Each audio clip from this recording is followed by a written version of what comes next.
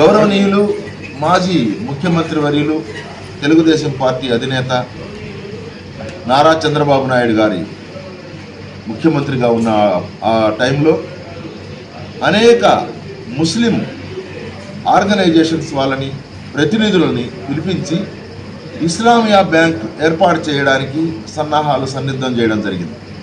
కానీ ఆయన టర్మ్ అయిపోయిన తర్వాత మళ్ళీ ఎలక్షన్ రావడం జరిగింది. ఆ క్రమంలో నేను ఇస్లామియా బ్యాంక్ నేను ఏర్పాటు చేస్తాను, మీకు వడ్డీ లేని రుణాలు నేను ఇస్తాను అని చెప్పి ముస్లిం మైనారిటీ వర్గాలని మోసం చేయడం జరిగింది. ఇంతవరకు ఎక్కడా కూడా ఎటువంటి కాంట్రాక్ట్లు ఇవ్వలేదు, ఎటువంటి సప్లాను లేదు, ఎటువంటి వడ్డీ లేని బ్యాంకు లేదు, ఇస్లామియా బ్యాంక్ అనేది అసలు లేదు. అది మాటలకే పరిమితం అయిపోయింది. అలాగే హజ్ యాత్రలకు వెళ్ళే ముస్లిం సోదరులకి ఆర్థికంగా మేము సహాయం చేస్తాము అని చెప్పడం జరిగింది. అది గతం నుంచి జరుగుతుంది, ఈయన కొత్తగా పెట్టిన అంశమేం కాదు. అది ఎన్టీ రామారావు గారు ముఖ్యమంత్రిగా ఉన్న టైం నుంచి మాకు తెలిసిన దగ్గర నుంచి అప్పటి నుంచి కూడా హజ్ యాత్రకు వెళ్ళే ప్రయాణికులకి, హజ్ యాత్ర సోదరులందరికీ కూడా గవర్నమెంట్ వైపు నుంచి ఆర్థిక సహాయం లభిస్తూనే ఉంది. ఈరోజు కొత్తగా లభించడం అనేది ఏమీ లేదు. వీళ్ళంతసేపటికి బీజేపీ వాళ్ళతో కలిసిన దానివల్ల బీజేపీ వాళ్ళు ఇస్లామియా తీవ్రవాదులు అని ముద్రను ఒకటి ప్రకటించారు.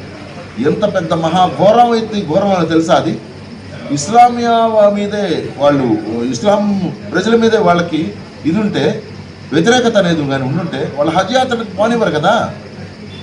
ఆలోచించాల్సినటువంటి విషయం. ప్రతి ఒక్కరూ ముస్లిం మహిళలు, ముస్లిం పురుషులు ఎవరైతే ఇస్లామియా సోదరీమణులు అందరూ ఉన్నారో, ఈ వైసీపీ గవర్నమెంట్ చేస్తున్నటువంటి అనాలోచితమైనటువంటి ప్రకటనలు కానీ, రెచ్చగొట్టే కార్యక్రమాలు కానీ ఎవ్వరూ ఎప్పటికీ నమ్మద్దు. ఎందుకంటే ఆయన చేశాడా లేదా అనేది మాత్రమే నేను మీకు చెప్పదలుచుకున్నా. ఆయన ఏమి చేస్తానన్నాడు. మళ్ళీ చెప్తున్నా, డిసెంబర్ 13, 2018 వైజాగ్లో జరిగినటువంటి బహిరంగ సభలో ఆయన మేనిఫెస్టో రిలీజ్ చేసినటువంటి అంశాలనే నేను చెప్తున్నా. వేరే అంశాలు కూడా ఒక్కటి కూడా నేను చెప్పట్లే. అవి చేశాడా లేదా అనేది మీరు ఆలోచించండి. మనకు దేవుడు జ్ఞానం ఇచ్చాడు, ఆలోచన శక్తిని ఇచ్చాడు. మనం ప్రతి ఒక్క విషయానికి కూడా జవాబుదారీతనం అనేది ఉండాలి. ఆ జవాబుదారీతనము పాలకుల్లో ఉందా లేదా అనేది మనం గమనించాల్సిన విషయం ఉంది. ఇచ్చిన మాట తప్పడు అనే ఆయన పేరు ఆయన కావాలని తెచ్చిపెట్టుకున్నట్టున్నాడు. మాట ఇవ్వడు, ఇస్తే తప్పడు అని. ఇచ్చిన మాటలన్నీ ఇప్పుడు మాకేమైతే, మా ముస్లిం సోదరులకు ఏమైతే ఇచ్చాడో అవన్నీ తప్పేశాడు.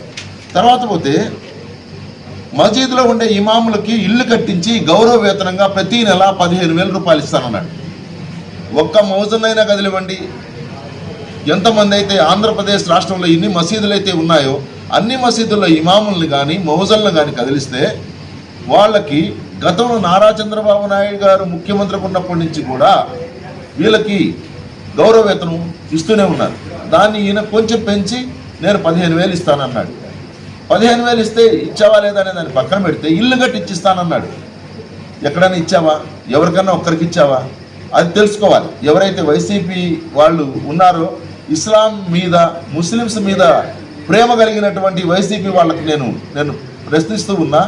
ఈరోజు వాళ్ళు అడగండి, మీరు నిజమైన ముస్లిమ్స్ కదా, మీ ఏరియాలో కూడా మసీదులు ఉన్నాయి, మీ ఏరియాలో కూడా ఇమాములు ఉన్నారు, మీ ఏరియాలో కూడా మౌజన్లు ఉన్నారు. ఏ యొక్క మౌజన్కైనా సరే ఇల్లు కట్టించి 15,000 రూపాయలు నెలల డబ్బులు ఇచ్చారా? నిజంగా ఆలోచించాల్సిన అవసరం ఉంది. ఎవరైతే తెలుగుదేశం పార్టీ మీద అభియోగం మోపారో వాళ్ళు ఆలోచించాల్సిన అవసరం ఉంది. ఇంకోటి, ప్రమాదవశాత్తు ముస్లిం మైనార్టీకి చెందిన వారు మరణిస్తే వాళ్ళకి 5 లక్షల బీమా ఇస్తాను అని అన్నాడు. ఎక్కడైనా ఇచ్చాడు 1 రూపాయి? వాళ్ళ ఎత్తుబడి ఖర్చులకు 5,000 ఇచ్చాం తెలుగుదేశం గవర్నమెంట్లో. 1 గంట 2 గంటల వ్యవధిలో వాళ్ళ ఎత్తుబడి ఖర్చులకే మేము డబ్బులు ఇచ్చాం. తర్వాత బీమా అనేది ఆటోమేటిక్గా వచ్చింది, చంద్రన్న బీమా అని, దాన్ని వాళ్ళకి చేర్చేసాం. అది 1 లక్ష కావచ్చు, 2 లక్షలు కావచ్చు, 3 లక్షలు కావచ్చు. నువ్వు ఎందుకు చెప్పడం? 5 లక్షలే ఇస్తానని చెప్పడం ఎందుకు? 5,000 కూడా ఎత్తుబడి ఖర్చులు గీలేని గవర్నమెంట్ మీది. మీరు మళ్ళీ ముస్లింల మీద మాకు అంత ప్రేమ ఉంది, ఇంత ప్రేమ ఉంది, మేము పెద్ద విషయము అని ఎలా చెప్తారండి? మీరు ఆలోచించాల్సిన అవసరం ఉంది. అంటే ఇదేదో తెలుగుదేశం పార్టీ మీద ప్రేమ, వైసీపీ మీద వ్యతిరేకత కాదు.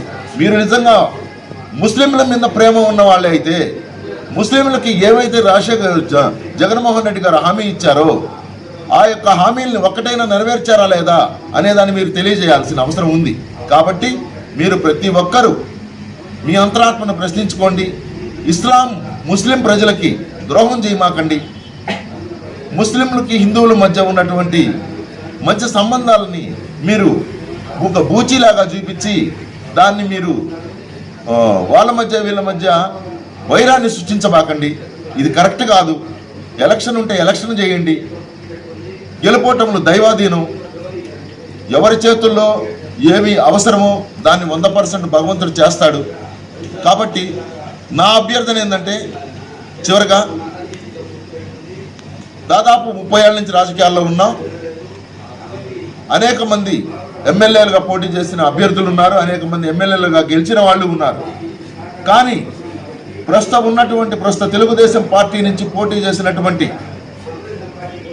ఎస్టీ, ఎస్సీ, బీసీ, మైనారిటీ, బడుగు బలహీన వర్గాల ఆశాజ్యోతి,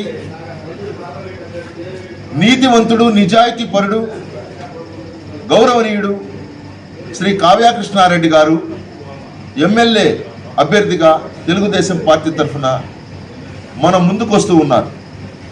ఎంతోమంది అభ్యర్థులు ఉన్నారు, ఎంతోమంది పోటీ చేశారు. కానీ ఒక ముస్లిం పర్సనల్ మేనిఫెస్టో రిలీజ్ చేసినటువంటి ఘనత గౌరవనీయులైనటువంటి కావ్యకృష్ణారెడ్డి గారికే దక్కుద్ది. మేము ఎంతోమందిని అడిగేవాళ్ళం, సార్ మేము ఉండేది వెంగళరావు నగర్, బాలకృష్ణారెడ్డి నగర్ పరిసర ప్రాంతాల్లో ఉంటాం. మాకు మా ఇళ్లలో ఎవరైనా చనిపోతే మేము వైకుంఠపురంకి మోసుకోపోవాల్సిన పరిస్థితి అయిపోయింది సార్. కాబట్టి మాకు శ్మశానం ఇవ్వండి, శ్మశానానికి స్థలం ఇవ్వండి అని అడిగాం. ఏ ఒక్క నాయకుడు మీకెందుకు మేము చేస్తామన్నారే కానీ ఇంతవరకు